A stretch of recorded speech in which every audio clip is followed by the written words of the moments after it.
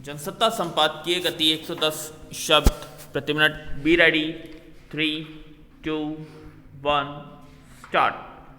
सर्वोच्च न्यायालय ने एक बार फिर केंद्र सरकार को स्पष्ट संकेत दे दिया है कि न्यायपालिका के कामकाज में केंद्र सरकार की दखलंदाजी या मनमानी बिल्कुल नहीं चलने वाली। स्टॉप अदालतें संविधान के तहत काम करती हैं और केंद्र सरकार उन्हें अपने ढंग से चलाने का प्रयास नहीं कर सकती। स्टॉप ताज़ा मामला जजों के खाली पदों पर भर्तियों को लेकर है।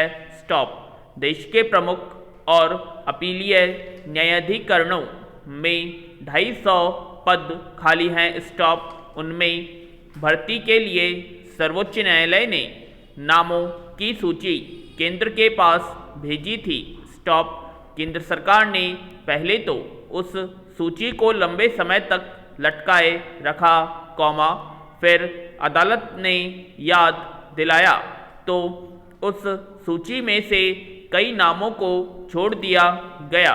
स्टॉप कुछ ही नाम मुख्य सूची से मिल गए, कई नाम प्रतीक्षा सूची से लिए गए।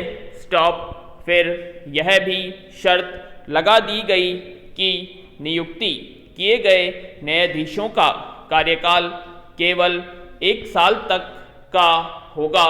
स्टॉप इस पर स्वाभाविक ही प्रधान न्यायाधीश ने केंद्र सरकार को आड़े हाथों लिया और कहा कि जिन नामों की स्वीकृति दी गई है, उन्हें देखकर साफ लगता है कि उनका चुनाव पसंद के आधार पर किया गया। स्टॉप सर्वोच्च न्यायालय के 3 न्यायाधीश की पीठ ने केंद्र से पूछा है कि उसने अनुशंसित सूची से नामों का चयन क्यों नहीं किया, स्टॉप प्रतीक्षा सूची से नाम क्यों लिए गए, इसका कारण स्पष्ट करें। स्टॉप पैरा यह केंद्र सरकार के लिए अदालत की बड़ी फटकार है। पिछले कई सालों से शीर्ष अदालत पर आरोप लगते रहे हैं कि वह केंद्र सरकार के मनमाफिक काम करती रही है। स्टॉप अनेक संवेदनशील मामलों में अदालत के फैसले केंद्र सरकार के पक्ष में गए, उससे और उसकी साख पर सवाल उठने शुरू हो गए थे। वर्तमान प्रधान न्यायाधीश उस साख को लौटाना चाहते हैं और कई मौकों पर स्पष्ट कर चुके हैं कि सरकार किसी भी अदालत को अपने ढंग से नहीं चला सकती। स्टॉप कई मामलों में उन्होंने केंद्र को असहज करने वाली स्थिति में डाला है। स्टॉप जजों की नियुक्ति संबंधी मामला भी उन्हीं में एक है। स्टॉप छिपी बात नहीं है कि हमारे यहाँ आबादी के अनुपात में अदालतों में जजों की नियुक्ति नहीं होती। स्टॉप उसके बावजूद अगर अदालतों में न्यायाधीशों के स्वीकृत पद बड़ी संख्या में खाली रहेंगे, तो मामलों के निपटारे में मुश्किलें पेश आएंगी। स्टॉप पहले ही अदालतों पर मुकदमे का बोझ बहुत अधिक है। स्टॉप इसलिए लंबे समय से मांग की जाती रही है कि अदालतों में जजों के खाली पदों को शीघ्र भरा जाए। स्टॉप अब जज शीर्ष अदालत ने देश भर में साक्षात्कार वगैरह की प्रक्रिया पूरी करने के बाद योग्य उम्मीदवारों को चयन कर लिया है, तो निहित स्वार्थ के चलते केंद्र सरकार के उनकी नियुक्ति लटकाए रखने पर अदालत की तल्खी स्वाभाविक है। स्टॉप पैरा उच्च न्यायालयों में भी खाली पदों पर भर्ती प्रक्रिया को लेकर केंद्र सरकार ने इसी प्रकार अपनी पसंद को ऊपर रखा था। स्टॉप सर्वोच्च न्यायालय द्वारा अनुशंसित नामों को दरकिनार कर प्रतीक्षा सूची से अपनी पसंद के न्यायाधीशों को तरजीह दी थी। स्टॉप। इस तरह कई न्यायाधीश कनिष्ठ बना दिए गए थे। केंद्र को यह अधिकार अवश्य है कि वह सर्वोच्च न्यायालय द्वारा अनुशंसित नामों में से कुछ नामों को छोड़ सकता है, मगर इसका यह अर्थ कतई नहीं कि वह इस बात का ध्यान रखते हुए न्यायाधीशों का चयन करे कि कौन उसके मनमाफिक साबित हो सकता है। इस तरह अदालतों से निष्पक्षता और कानून सम्मत कार्य पद्धति की अपेक्षा धूमिल होती है। स्टॉप। सर्वोच्च न्यायालय की केंद्र को फटकार से न्याय व्यवस्था में शुचिता का भरोसा कुछ और बड़ा है। स्टॉप। पैरा।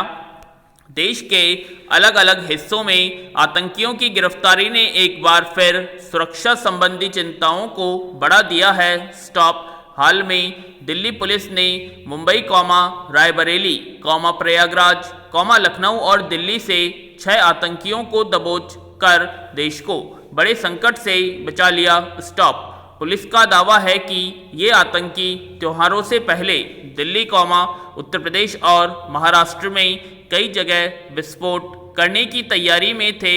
स्टॉप। इसके अलावा कई राजनेताओं की हत्या की साजिश का भी पता चला। स्टॉप। इससे यह तो साफ हो गया है कि भारत में एक बार फिर बड़े पैमाने पर अशांति फैलाने की साजिश रची जा चुकी है। स्टॉप। आतंकी बस मौके की तलाश में थे। स्टॉप। अगर पुलिस समय रहते इन्हें नहीं पकड़ती तो किसी भी दिन मुंबई बम कांड जैसी तबाही देखने को मिल सकती थी। स्टॉप। हालांकि गणतंत्र दिवस, स्वतंत्रता दिवस, त्योहारों व अन्य विशेष अवसरों पर देश को दहलाने की कोशिशें पहले भी होती रही हैं। स्टॉप। लेकिन पुलिस और सुरक्षा एजेंसियों की सतर्कता आतंकियों के मंसूबों को नाकाम करती रही है। स्टॉप। ज़्यादा चिंता की बात यह है कि हाल में पकड़े गए आतंकियों के तार पड़ोसी देश पाकिस्तान से जुड़े होने की बात सामने आई है। पुलिस का दावा है कि ये सभी आतंकी पाकिस्तानी खुफिया एजेंसी ISI के इशारे पर अपने मिशन को अंजाम देने में लगे थे। पैरा। गौरतलब है कि भारत में आतंकवाद फैलाने में पाकिस्तान की भूमिका किसी से छिपी नहीं है। स्टॉप। आतंकियों ने पुलिस के सामने जो कुछ कबूला है, उसके बाद कोई संदेह नहीं रह जाता है कि पाकिस्तान ने एक बार फिर मुंबई बम कांड जैसी वारदात को अंजाम देने की साजिश रच डाली है। स्टॉप। पूछताछ में यह खुलासा चौंकाने वाला है कि ISI काफ़ी समय से भारत में बड़े हमलों को अंजाम देने की तैयारी में है। स्टॉप। इसके लिए वह अंडरवर्ल्ड का इस्तेमाल कर रही है। स्टॉप। आतंकी हमलों के लिए ISI ने आतंकियों को प्रशिक्षण भी दिया है। स्टॉप। पुलिस का दावा है कि पकड़े गए आतंकियों में से 2 ने तो प्रशिक्षण लेने के लिए पाकिस्तान जाने की बात भी बताई। स्टॉप। पूछताछ में ही यह खुलासा भी हुआ कि इन हमलों के लिए पैसा और हथियार मुहैया कराने का जिम्मा दाऊद इब्राहिम के भाई अनीस के एक करीबी व्यक्ति को सौंपा गया था। स्टॉप। ऐसा नहीं है कि ISI पहली बार ऐसी साजिशें रच रही है। इतिहास गवाह है कि पिछले 3 दशक से भी ज़्यादा समय से सीमा पार आतंकवाद से लेकर 1992 के मुंबई बम कांड, मुंबई पर आतंकी हमले, भारत की संसद से लेकर महत्वपूर्ण सैन्य ठिकानों पर आतंकी हमलों तक की साजिश को अंजाम ISI और पाकिस्तानी सेना ने ही दिया। स्टॉप। पैरा। पिछले कुछ समय से भारत यह आशंका जताता रहा है कि अफगानिस्तान में तालिबान के सत्ता में आने के बाद पाकिस्तान की भारत विरोधी गतिविधियों में तेजी आएगी। स्टॉप। इन आतंकियों की गिरफ्तारी ने भारत की इस आशंका को और पुष्ट कर दिया है। स्टॉप।